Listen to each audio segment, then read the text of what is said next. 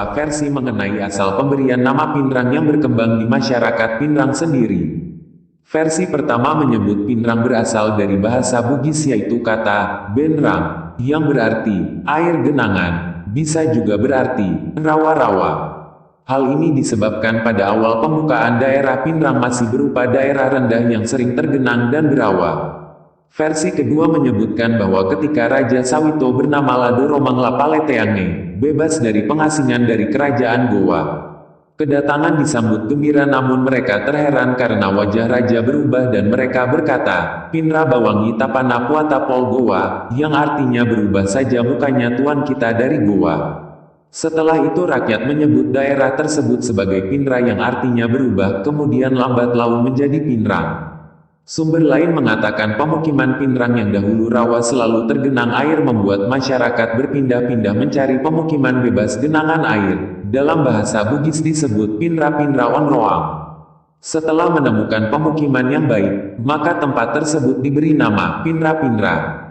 Masa penjajahan, cikal bakal Kabupaten Pinrang berasal dari Onder Afdeling Pinrang yang berada di bawah Afdeling Parepare, yang merupakan gabungan 4 kerajaan yang kemudian menjadi Selefbestur atau Swapraja, yaitu Kasa, Batulappa, Sawito dan Supa yang sebelumnya adalah anggota Konfederasi Kerajaan Masenrengkulu, Kasa dan Batulappa, dan Ajatapareng, Supa dan Sawito. Selanjutnya Onder Afdeling Pinrang pada zaman pendudukan Jepang menjadi Bunken Kanrikan Pinrang dan pada zaman kemerdekaan akhirnya menjadi Kabupaten Pinrang.